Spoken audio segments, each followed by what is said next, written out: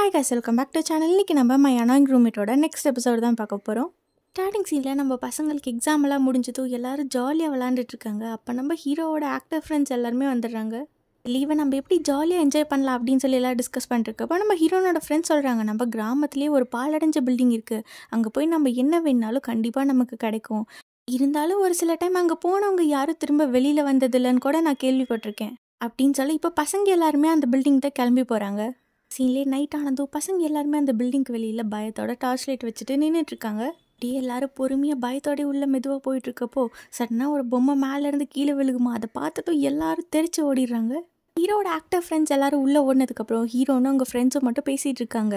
நம்ம இன்றைக்கி அவங்கள வேறு லெவலில் தெறிக்க விட்டு ஓட விட்றோம், நம்மளை பார்த்தாலே அவங்கள அலறணும் அப்படின்ட்டு. சீன்லேயே நம்ம ஹீரோனோட ஃப்ரெண்டு வந்து பேய் மாதிரி காஸ்ட்யூம் போட்டு வந்து எல்லாத்தையும் பயன்படுத்த நம்ம ஹீரோவோட ஆக்டர் ஃப்ரெண்ட்ஸ் எல்லாரும் அந்த இடத்த விட்டு பயந்து ஓடியே போயிடுறாங்க. எல்லாரும் பயந்து போக நம்ம ஹீரோட ஃப்ரெண்டு அவங்க கையை பிடிச்சிட்டே பயத்தில் போயிட்டுருக்காங்க. இதை தூரத்துலேருந்து பார்த்ததும் நம்ம ஹீரோனுக்கு பயங்கரமாக பொறாமையாயிடுது. இதை பார்த்துட்டு அவங்க டென்ஷன் ஆக, பாரு உன் ஃப்ரெண்டு நம்மளை பார்த்து கோவப்படுறா அப்படின்னு நம்ம ஹீரோவோட ஃப்ரெண்டு சொல்ல உடனே ஹீரோ வந்து ஹீரோயின் பின்னாடி ஓடி போயிடுறாங்க. என்னையா வெறுப்பேற்றுற, இரு நான் அவனை என்ன பண்ணுற பாரு அப்படின்னு சொல்லி நம்ம ஹீரோயின் தலையில் ஒரு பன்னி மாஸ்க் போட்டுட்டு ஹீரோ வந்து தான் அவரை பார்த்து பயன்படுத்த. ஆனால் நம்ம ஹீரோ கொஞ்சம் கூட பயப்படல, இது நீ தான் எனக்கே தெரியும் ஃப்ராடு, என்னையும் ஏமாத்திரியா அப்படின்னு சொல்லி நம்ம ஹீரோனோட மாஸ்க் கழட்டிடுறாங்க. அப்போ ஏதோ ஒரு வாய்ஸ் கேட்குது. உடனே நம்ம ஹீரோயினும் வேறு ஒரு ரூம்குள்ளே போய் ஒளிஞ்சுக்கிறாங்க. அதுக்கப்புறம் ஒரு வழியாக எல்லாரும் சேர்ந்து அந்த ரூமை கண்டுபிடிச்சிடுறாங்க. அடுத்த ஃபர்ஸ்ட் நம்ம ஹீரோனோட பெஸ்ட் ஃப்ரெண்டான வேங் தான் உள்ளே போகிறாங்க. உள்ளே போனதோடனே நான் பெரிய பேஸ்கெட் பால் பிளேயர் ஆகணும், அதுக்கப்புறம் நான் எப்போவுமே ஜின்ஜின் கூடவே இருக்கணும் அப்படின்னு வேண்டிக்க. அதெல்லாம் நடக்காதுப்பா அப்படின்னு அந்த வாய்ஸ் சொல்லுது. இது மாதிரி நம்ம ஹீரோனோட ஃப்ரெண்ட்ஸ் எல்லாருமே உள்ளே வந்து ப்ரே பண்ணிக்கிறாங்க. ஆனால் அந்த வாய்ஸ் நீங்கள் நினைக்கிறது எதுவுமே நடக்காது அப்படின்னு சொல்லி எல்லாரும் சோகமாக வெளில வந்துடுறாங்க. அப்படின்னா நம்ம நினைக்கிறது எதுவுமே நம்ம லைஃப்பில் நடக்காது போலியே அப்படின்னு நம்ம ஹீரோனோட ஃப்ரெண்ட்ஸ் எல்லாம் சோகமாக இருக்க. கட் பண்ணால் அடுத்த சீன் காட்டுறாங்க. நம்ம ஹீரோவோட ஆக்டர் ஃப்ரெண்ட்ஸ் எல்லாம் தான் இந்த மாதிரி இவங்களை வச்சு விளாண்டுட்ருக்காங்க ப்ராங்க் பண்ணி. அடுத்ததான் நம்ம ஹீரோனும் அந்த ரூம்குள்ளே போகிறாங்க. உன்னோட விஷ் என்ன அப்படின்ட்டு கேட்க, எனக்கு என்னப்பா, எங்கள் பாட்டியோட கடையை நான் நல்லா பார்த்துக்கணும், நான் இந்த ஊர்லேயே சந்தோஷமாக இருக்கணும் அப்படின்னு சொல்கிறாங்க. என்னடா இது, இவன் நம்ம என்னை பற்றி எதுவுமே சொல்ல மாட்டேங்கிறா. சரி உங்கள் வீட்டில் யாராவது ஸ்பெஷலாக இருக்காங்களா, அவங்களுக்காக ஏதாவது நீ வேண்டிக்கணுமா அப்படின்ட்டு கேட்க, என்னோட ஃப்ரெண்ட் ஒருத்தன் ஊர்லேருந்து எங்கள் வீட்டில் வந்து தங்கியிருக்கான், அவனும் என் கூட சேர்ந்து என் கடையை பார்த்துக்கிட்டா இன்னும் நல்லா தான் இருக்கும் அப்படின்னு நம்ம ஹீரோன்னு சொல்கிறாங்க. இப்போ கரெக்டாக நம்ம ஹீரோ அந்த இடத்துக்கு வந்துடுறாங்க. அட ஃப்ராடுங்களா, நீங்கள் தான் இந்த வேலையெல்லாம் பார்த்துட்ருக்கீங்களா அப்படின்ட்டு கேட்க, அவங்க ஃபர்ஸ்ட் எங்களை ஏமாத்தினாங்க, பதிலுக்கு நாங்கள் ப்ராங்க் பண்ணுறோம், இதில் என்ன இருக்குது அப்படின்னு சொல்ல. இப்போ நம்ம ஹீரோனுக்கு ஹீரோவோட வாய்ஸும் கேட்டுருது. அவங்களும் வெளில வந்து பார்க்குறாங்க. உடனே சீனில் நம்ம ஹீரோ வந்து 2 குரூப்பையும் நிற்க வச்சுட்டு, நீங்கள் அவங்கள ஏமாத்துனீங்க, பதிலுக்கு அவங்க உங்களை ப்ராங்க் பண்ணாங்க, ஈக்குவலாக போயிடுச்சு, 2 பேரும் மாற்றி மாற்றி சாரி கேட்டுக்கோங்க அப்படின்னு சொல்ல 2 பேரும் சாரி கேட்குறாங்க. இப்படி 2 குரூப்பும் மாறி மாறி சாரி கேட்டுட்ருக்கு. அப்போ யாரோ வர மாதிரி வாய்ஸ் கேட்குது. உடனே 2 குரூப்பும் போய் ஒளிஞ்சுக்கிறாங்க. யாருன்னு பார்த்தா நம்ம அங்கிளும் நம்ம ஹீரோனோட டீச்சரும் தான் வராங்க. இதை பார்த்தது நம்ம பசங்களுக்கு எல்லாத்துக்குமே ஷாக்கு. நம்ம அங்கிள் வந்து அந்த ஸ்பெஷலான ரூம்குள்ளார தான் கூப்பிட்டு போகிறாங்க. சின்ன வயசாக இருக்கும்போதுலேருந்து இந்த ரூமில் நான் எல்லாமே வேண்டிக்குவேன், நான் வேணது எல்லாமே நடக்கும் தெரியுமா, இது ஒரு ஸ்பெஷலான ரூம், அதனால தான் நான் உன்னை கூட்டிகிட்டு வந்தேன் அப்படின்னு சொல்லி நம்ம அங்கிள் வந்து டீச்சருக்கு ப்ரப்போஸ் பண்ணிடுறாங்க.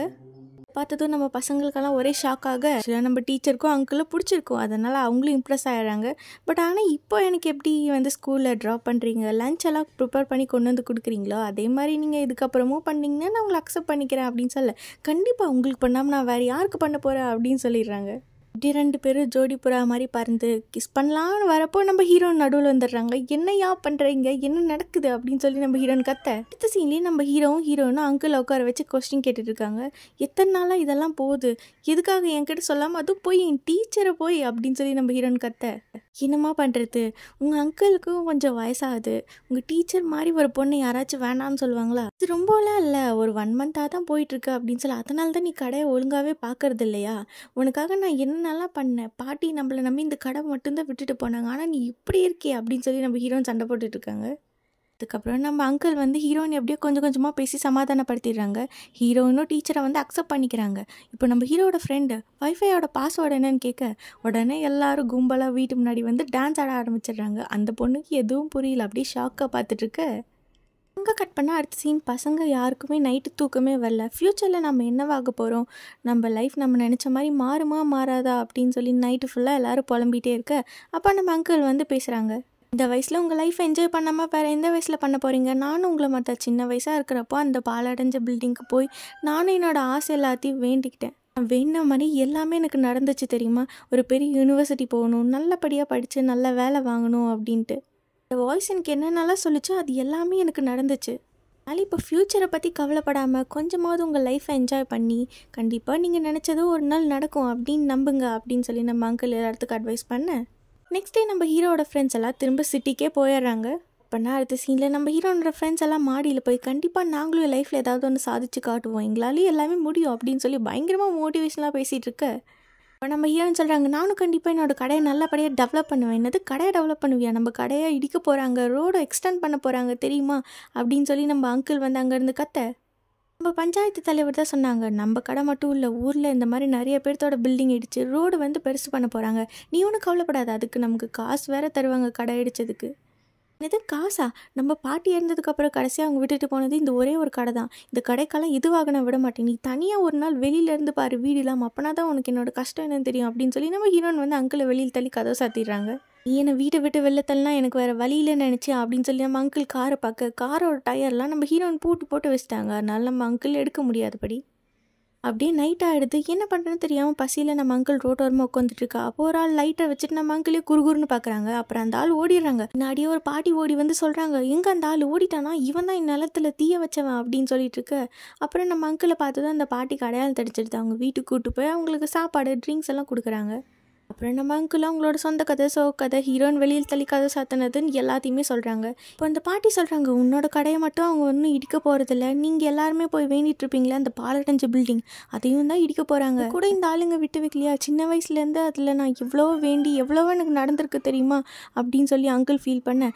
என்னப்பா இன்னுமா உனக்கு அடையாளம் தெரில, நான் தான்ப்பா அந்த வாய்ஸ்க்கான சொந்தக்காரி, நான் தான் சின்ன வயசுலேருந்து உன்னை மோட்டிவேட் பண்ணிகிட்ருக்கேன், நீ வந்து அங்கே அழுகிறப்போ அப்படின்னு பாட்டி சொல்ல. அதுக்கப்புறம் நம்ம ஹீரோ தான் அங்கிள் வீட்டுக்கு கூப்பிட்டு வராங்க. அடுத்த நாள் காலையில் பார்த்தா நம்ம ஹீரோயின் வந்து ஊர் பஞ்சாயத்து தலைவரை வீட்டில் கூட்டு வந்து வச்சுருக்காங்க. இன்றைக்கி என்ன பிரச்சனை பண்ணுறாளோ அப்படின்னு நம்ம அங்கிள் பார்த்துட்டு இருக்க. இன்னையிலேருந்து நீ வேற நான் வேற, எனக்கு கடை உனக்கு வீடு, அவ்வளோதான். இப்போ இல்லாத உன்னை நம்பி எல்லாம் பாட்டியோட கடையை என்னால் விட்டுட்டு போக முடியாது அப்படின்னு நம்ம ஹீரோயின் வந்து கோமா அங்கிள் கிட்ட சொல்லிடுறாங்க.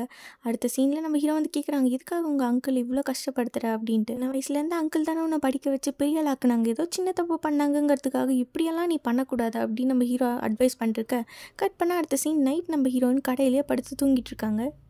யாரோ நம்ம ஹீரோனோட கடையை தட்டுற மாதிரி சவுண்டு கேட்குது. ஒரு வேளை ஹீரோவாக இருக்குமோ இல்லை நம்ம அங்கிளாக இருக்குமோ அப்படின்னு சொல்லி நம்ம ஹீரோன் யோசிச்சிட்டே வந்து பார்த்தா காலையில் ஒரு ஆள் பாட்டி வீட்டுக்கு தீய வச்சாங்களே, அதே ஆள் நம்ம ஹீரோனோட வீடு ஃபுல்லாக பெட்ரோல் ஊற்றி இப்போ அது கொளுத்தலான்னு வரப்போ நம்ம ஹீரோன் வந்து அவங்கள தள்ளி விட்டுறாங்க.